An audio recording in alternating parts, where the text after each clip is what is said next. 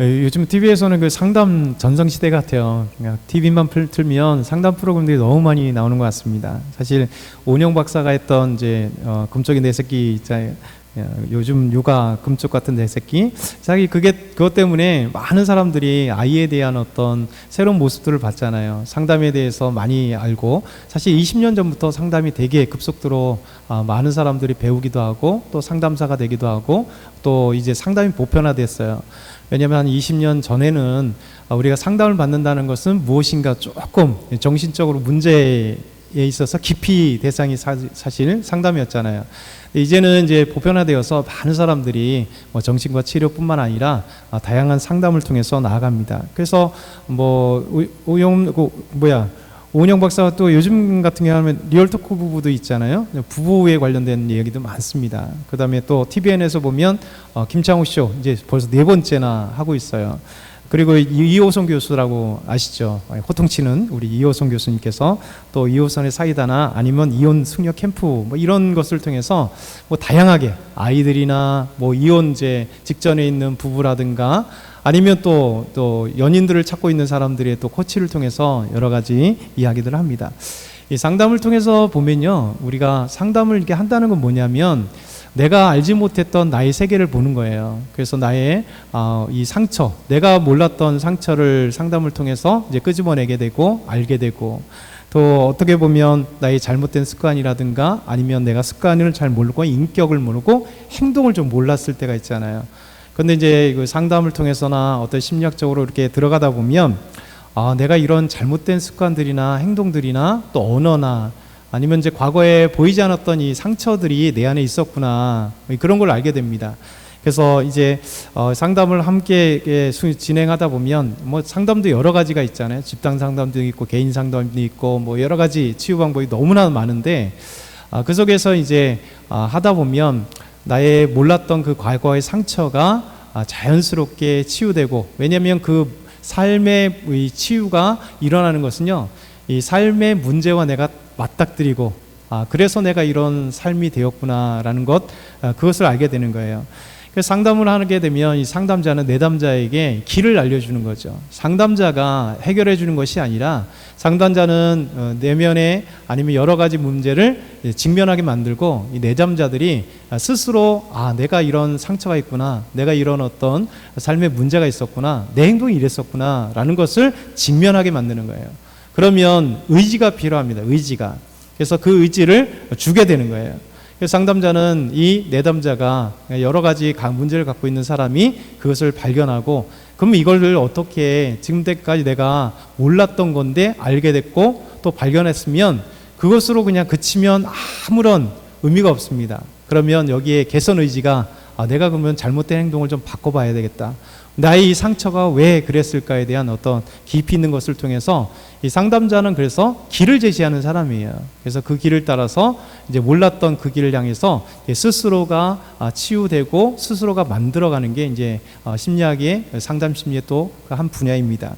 그래서 우리에게 있어서 이렇게 누군가 상담해 준다는 것은 참 필요한 것 같아요. 그리고 누군가 만난다는 것도 너무나 또 복인 겁니다. 왜냐하면 그렇지 않으면 계속해서 평생 그렇게 살아갈 수밖에 없을 때가 많거든요. 근데 이제 성경을 통해서 우리에게 진정한 상담가가 누군가, 오늘 예수님께서 말씀하신 성령님의 또 하나의 이름, 성령님도 다양한 이름으로 자신의 존재를 우리에게 보여주시는데, 예수님께서 성령님을 우리에게 보혜사 성령님이라 이렇게 소개하고 계세요. 그래서 보혜사 성령님은 우리의 진정한 상담가이기도 하고 교사이기도 하다 이렇게 말씀합니다. 성령님의 이 보혜사라는 이 헬라어가 파라클레이토스라는 단어예요. 파라클레이토스, 이게 헬라어 그리스어인데요. 이 파라클레이토스라고 하는 문자 그대로 하면 도움을 베풀기 위해 곁으로 부름을 받은 자, 그러니까 도움을 주기 위해서 부름 받은 자, 그러니까 파라가 곁이라는 건데요. 옆에서 도와주는 분, 이렇게 표현할 수 있습니다. 당시에는 2000년 전에 예수님 당시에 이 로마 사회에서 이 파라클레토스라고 하는 그리스어는 어떤 경우에 많이 썼냐면요, 변호사나 법률 상담가들, 그래서 누군가 도와주는 변호사 있잖아요. 이 파라클레토스라고 하는 이 단어가 원래는 어떤 변호사라든가 법률 상담가들에 있어서 그리스나 아니면 로마 사회에는 이 파라클로스토스가 그렇게 사용됐습니다. 근데 이제 이 성경적으로 이걸 차용하는 거죠. 그 언어를 차용해서 그러면 파라클레이토스라고 하는 분을 예수님께서 성령님의 이름으로 이렇게 소개를 해요. 그래서 성령님의 이름으로 소개하는데 그 이름이 이제 성경에 여러 가지 의미를 담고 있습니다. 그래서 우리 성경뿐만 아니라 우리는 보혜사라고 하는 한자어로 번역했고요. 영어 성경에는 다양한 이름들로 번역했습니다. 그 내용이 이런 내용입니다. 위로자, 또 중보자, 돕는 자, 상담자, 탄원자. 그래서 우리의 위로자가 되고요. 우리 중보자가 성령님께서 왜냐하면 말할 수 없는 탄식을 가지고 우리를 대신하여서 하나님께 기도한다고 하시잖아요. 그래서 중보자예요. 그리고 우리를 돕는 분이 헬퍼가 바로 성령님이세요. 그리고 우리를 카운셀러, 우리에게 가장 세계 최고의 정말 변하지 않는 그리고 완전한 상담가는 바로 예수님이세요. 왜냐하면 이 상의 심리학을 공부하면요, 심리학도 너무 많은 분야가 있고 너무 많은 이론이 있어요. 그러다 보니까 심리학자들도 이게 불완전해요.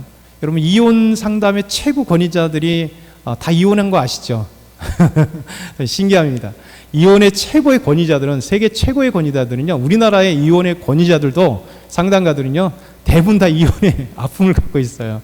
그러니까 사실은 진정한 상담가는요, 우리 헬리나 웨인이 얘기했던 것처럼 상처 입은 치유자, 그 상처를 이렇게 드러내고 그 상처를 치유받는 사람이 진정한 상처를 치유할 수 있는 사람이 된다는 거예요. 우리 하나님 앞에 우리가 죄를 용서받은 자만이 구원의 그 감격을 알 수 있어요.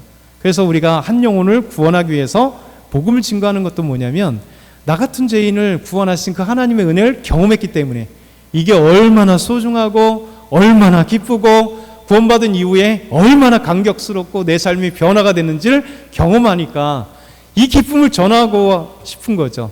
이거는 뭐 지식적으로가 아니라 삶의 체득적으로 구원의 은혜를 경험한 사람이 그렇게 하게 돼 있어요. 그래서 우리 주님은 우리에게 말씀하시기를 상담가다, 보혜사 성령님이시다. 근데 우리 보혜사 성령님은 이 세상의 사람들은 항상 제한적이고 연약하고 잘하는 거 있지만 못하는 게 너무 많은 불완전한 사람들이지만 우리 성령님은 완전한 하나님이시잖아요. 그래서 우리에게 말씀하십니다. 오늘 첫 번째 말씀 우리에게 한번 넘겨주면 같이 읽어볼까요? 보혜사 성령님은 교사입니다. 오늘 보혜사 성령님은요, 우리에게 교사로 찾아오세요. 한번 26절 같이 읽어볼게요. 시작. 보혜사 곧 아버지께서 내 이름으로 보내실 성령, 그가 너에게 모든 것을 가르치고 내가 너에게 말한 모든 것을 생각나게 하리라. 우리 예수님이 이제 곧 떠나가시는데 제자들에게 말씀하세요. 내가 보혜사를 내 이름으로 보내주겠다, 너희에게. 그러니까 성령님 오시면 어떤 일을 성령님께서 하시냐면, 예수님께서 3년 동안 제자들에게 가르쳤던 말씀을 가르치시는 거예요. 그들은 3년 동안 이해할 수 없었잖아요. 항상 뒤통수 쳤잖아요. 그리고 딴 얘기 하잖아요. 근데 왜냐하면 그 의미를 몰랐기 때문에 그래요. 3년 동안 예수님을 따라다니면서 직접 말씀을 듣고 기적을 체험하고 뭐 엄청난 일들을 했는데 맨날 해석이 자기 생각인 거예요. 그렇죠? 근데 이 해석을 수정해 주는 거예요. 예수님께서 하신 말씀이 본연의 의미가 무엇인지를 성령 하나님께서 알려주시는 거예요. 그래서 참된 교사가 성령님이세요. 그래서 성령님이 우리가 하나님 말씀을 그래서 읽을 때 기도하는 이유가 성령 하나님께서 말씀을 온전히 깨닫기 위해서. 우리가 큐티 하잖아요. 큐티 하면서 말씀을 보면서 묵상하는데, 여러분 성령님을 의지하고 하나님의 말씀을 묵상하고 그리고 이 말씀을 따라가야지. 여러분 아니면은 어떻게 하냐면 자기가 생각하는 말씀으로 해석하고 의미를 찾아가면요, 이상한 꼴이 되는 거예요. 이게 이단들이 다 그러잖아요. 자기가 생각하는 하나님 말씀의 원 의미는 여기인데 지가 생각하는, 지 마음대로 생각하는 것으로 이야기하고 믿고 그걸 가르치려고 하니까 결국 이단이나 아니면 사이비들이 되는 거예요.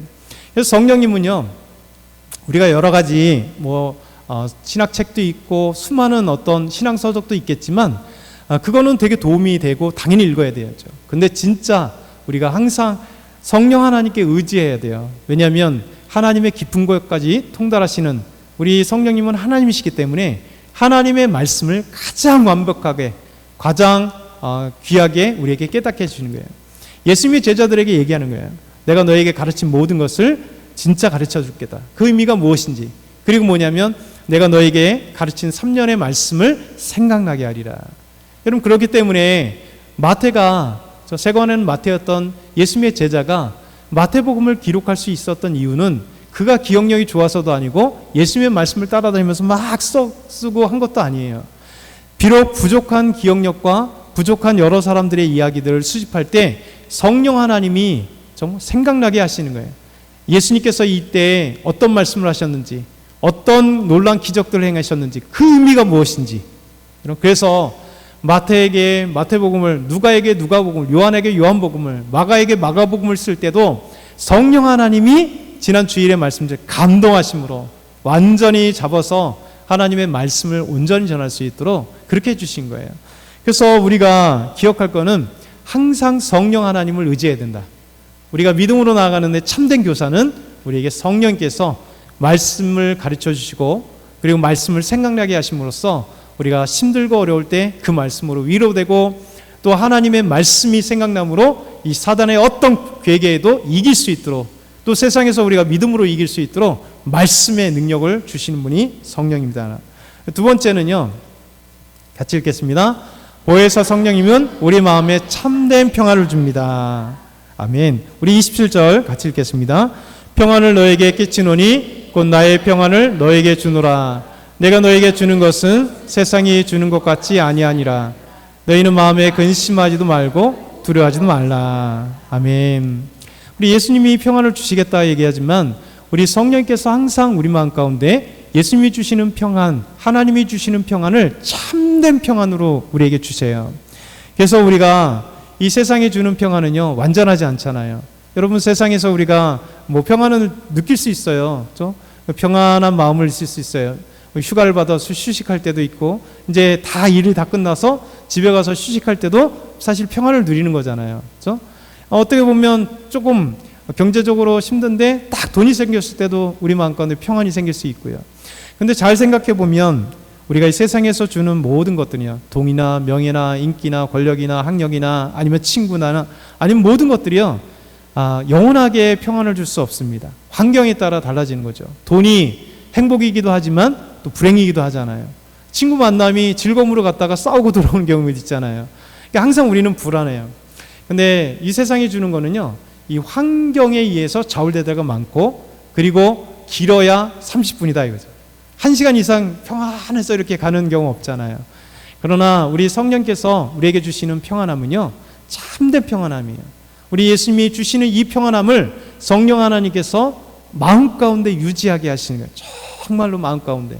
그래서 성령께서 우리가 평안함을 주시면요, 샬롬을 주시면 어떠냐면 우리가 정말 삶의 고통이 있을지라도 그 가운데 평안을 누리고 하나님께 기도할 수 있고요. 우리가 정말 힘든데 마음속에 온유한 평안함이 있어요. 그래서 은혜롭게 가끔가다 교회에서 그러신 분들이 있어요. 어떤 분은 분명히 우리가 볼 때 마음이 되게 힘든데, 상황적으로 힘든데 왜 저분은 마음이 평안할까? 그러니까 하나님이 그를 꽉 잡기 때문에 성령 하나님이 그 마음 가운데 진정한 평안을 누리게 하시는 거예요. 그래서 이 평안을 누리는 사람만이 모든 환경을 뛰어넘는 하나님의 샬롬을 경험할 수 있다라는 것이죠. 우리에게 이런 놀라운 은혜가 있길 소망합니다.